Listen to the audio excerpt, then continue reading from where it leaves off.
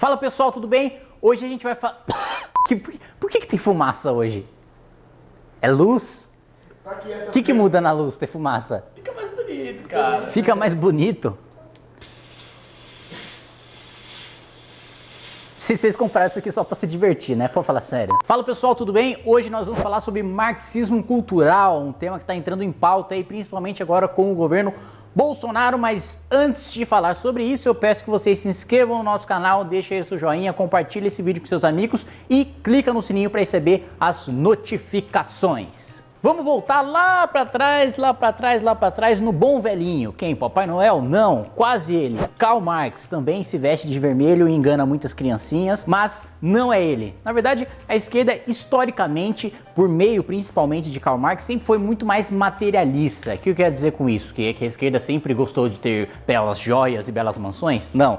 Sempre foi mais materialista, filosoficamente falando. Sempre achou que as relações materiais pautavam todo o resto, né? O Karl Marx chamava as relações econômicas de infraestrutura e todo o resto de superestrutura. E o que isso significa na prática? Significa que, já que a burguesia conseguiu tomar o poder e se tornar a nova classe dominante, derrubando o feudalismo, a burguesia agora se tornou a classe dominante porque tomou conta e, aliás, criou os meios de produção industriais. E esses meios de produção, já que são dominados pela burguesia, fazem com que o proletariado esteja submetido a essa burguesia. Todo o resto é consequência dessa máxima. A burguesia tem o monopólio dos meios de produção e, por meio do monopólio dos meios de produção, explora a mão de obra do proletariado. Tudo deriva dessa lógica de que, como a burguesia tem o monopólio dos meios de produção, ela consegue ter o controle sobre o proletariado e explora a mão de obra do proletariado. Isso significa que todo o resto, o direito, por exemplo, só existe para proteger a propriedade da burguesia contra o proletariado. A cultura, o cinema, a política, tudo simplesmente existe como algo que está acima, na superfície de uma relação de poder mais profunda, que no final das contas é material. E justamente por causa disso, segundo o raciocínio de Marx, cada vez mais o capitalismo entra em contradição, cada vez mais o capitalismo se acirra, cada vez mais os ricos vão ficando mais ricos e os pobres vão ficando mais pobres. Tipo aquela música lá do bom xibom xibom bom bom. E aí, com os ricos ficando mais ricos e os pobres ficando mais pobres, o que acontece? Revolução, porque finalmente o proletariado se revolta, pega em armas, toma os meios de produção e fazem, no primeiro momento, um grande Estado comunista, centralizador, economia planificada, para depois tudo ser de todo mundo, né? O famoso socialismo que nunca deu certo, que não existe, que não foi aplicado em lugar nenhum do mundo porque é absolutamente impossível, é esse que a gente, da fase final pós-comunismo de Marx. Só que aí veio a Primeira Guerra Mundial. Na Primeira Guerra Mundial, o próprio Marx percebeu que, o proletariado pegou em armas. Mas aí ele pegou em armas para matar o proletariado de outros países? Como assim? Eles não deveriam estar juntos e aproveitar que tem armas agora para tomar os meios de produção da burguesia e tomar o controle de tudo? Percebeu que não estava muito certo o raciocínio materialista dele. E aí foram surgindo novos intelectuais, foram surgindo novas teses e ao longo do tempo o discurso da esquerda passou de materialista para cultural. Ele passou a dar muito mais relevância para os conflitos sociais, passou a dar muito mais relevância para questões culturais, passou a dar muito mais relevância para o direito, para a política, para o cinema, para a música, para as artes, do que para as relações econômicas em si. No geral, a direita venceu o debate econômico. Não dava mais para dizer que necessariamente o capitalismo ia implodir e necessariamente a gente teria uma revolução, porque o pobre foi ficando mais rico também. Assim como o rico foi ficando mais rico, a gente teve a criação de uma grande classe média e a grande classe média não quer saber de revolução. Pelo contrário, a grande classe média quer quer ter estabilidade, quer manter o seu status social. Daí a fala da Marilena Chaui, né, que cita um conceito sociológico de classe média, que a classe média é fascista, eu odeio a classe média, não sei o quê. É essa classe média que ela se refere. Essa que cresceu do proletariado pobre, se tornou classe média e, uma vez tornando classe média, ficou satisfeita com isso e por isso é inimiga da revolução, porque não quer deixar que o processo histórico siga o seu caminho progressista. Essa é a tal classe média tão demonizada pelas esquerdas, um conceito sociológico. Portanto, já que a classe média não vai querer nada disso, quer estabilidade, não quer saber dessas relações, negócio de economias planejada, tudo negócio central, não funciona, não dá certo, já foi União Soviética, já foi Cuba, já foi Coreia do Norte, já foi Venezuela, já tentaram tudo quanto é lugar, não deu certo, a classe média não quer mais saber disso. Então, qual foi o novo discurso da esquerda? O discurso comportamental. E por isso a esquerda dá tanta importância para pautas como ideologia de gênero ou como aborto, quando a gente tem problemas muito mais reais e imediatos de saneamento básico, de educação, de saúde, de reforma previdenciária, de reforma tributária, trabalhista e etc. Quando a gente tem questões muito maiores, a esquerda, ela se foca nas relações de poder, nos conflitos que existem na sociedade de acordo com determinadas relações de poder. E, portanto, acirra esses conflitos por meio de todos os meios possíveis. E aqui eu não estou falando que existe uma grande conspiração, que todos os esquerdistas sabem disso, não. Isso é uma tese de intelectuais, essa tese é seguida por líderes partidários e os líderes partidários trabalham para que essa tese se espalhe, não explicando essa tese, mas implementando essa tese.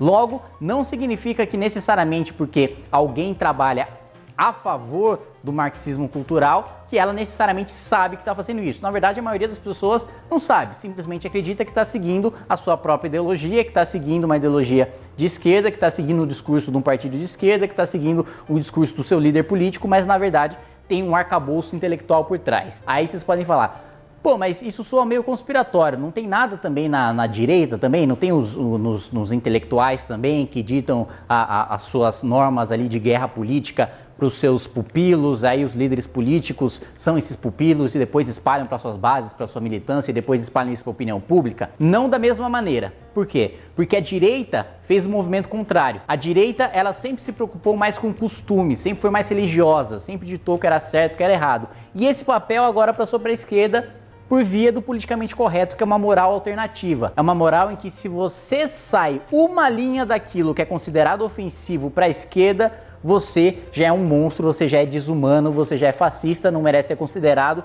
portanto, não sendo um humano, não merece direitos humanos, tem que ficar isolado da sociedade. Daí essa moral alternativa que é o politicamente correto, é uma régua moral que só se aplica a seus adversários políticos e, portanto, utilizada como arma no debate público para constranger os seus adversários. Então, você é machista porque você falou tal coisa, você é fascista porque você falou tal coisa, blá, blá, blá. Muito mais se leva em consideração minúcias ou até mesmo piadas que são feitas pelas pessoas para serem utilizadas como argumentos cabais de que elas são, provas cabais de que elas são fascistas, do que ações ou ideologias políticas em si. E a direita, diferente da esquerda, também não tem grandes teóricos sobre como chegar ao poder. Isso, aliás, é um defeito da direita, porque praticamente todos os autores de direita já partem do princípio de que você está no poder. Você tem o Espírito das Leis, por exemplo, de Montesquieu, foi lá, viveu a vida dele, queria ser político, não tinha idade para ser político, aí foi lá, viveu a vida como juiz, virou político, quando finalmente conseguiu virar político, a França tomou um golpe de Estado e ele virou intelectual. E aí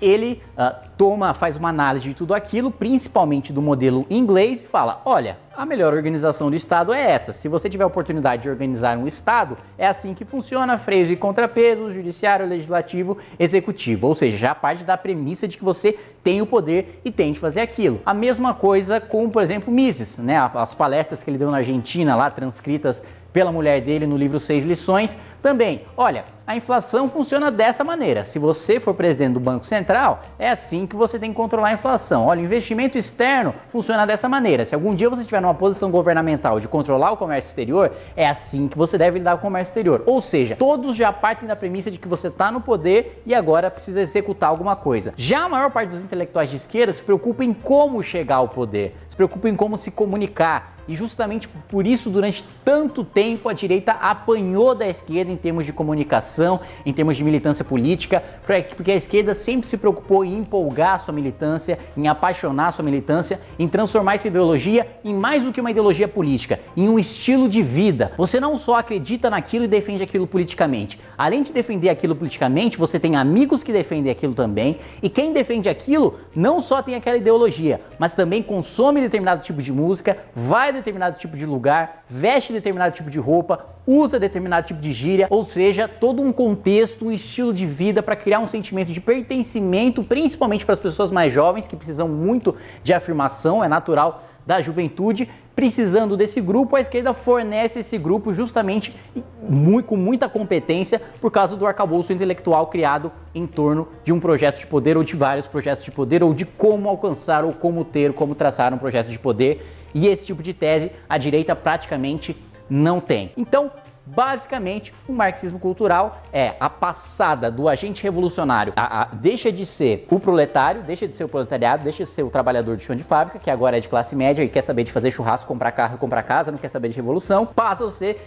diversos agentes culturais que são as chamadas minorias, né? Então, gays, mulheres, transexuais, tudo quanto é coisa que você pode imaginar que hoje é chamado de minoria e que a esquerda toma para si como se fosse o curral eleitoral, é objeto desse tipo de atuação, é objeto desse tipo de bandeira. Então, quando eles dizem defender o direito dos gays, quando dizem defender o direito das mulheres, quando dizem defender o direito dos negros, na verdade não estão defendendo o direito de ninguém, eles estão simplesmente acirrando os conflitos sociais, gerando mais divisão na sociedade e tomando esses grupos para si. Claro, parte desses grupos, eles não conseguem tomar todo mundo, né? O pessoal não é gado, né? Tem gente que pensa também em todos os grupos da sociedade e efetivamente toma parte desses grupos para si, para continuar no poder e se elegendo e se reelegendo e ter toda uma mentalidade, digamos, um poder espiritual, uma legitimidade intelectual por trás de um projeto de poder que se materializa efetivamente em voto. No final das contas, é a busca pela ascensão do poder por meio do discurso demagógico, este que leva ao poder por meio dos votos. Basicamente, bem resumidamente, é isso. Espero que vocês tenham gostado. Se ficou qualquer problema, qualquer dúvida, qualquer curiosidade ao longo desse vídeo, só pedir aí que a gente faz mais vídeos falando mais sobre o assunto ou sobre assuntos correlacionados. É isso aí, gente. Muito obrigado e até mais.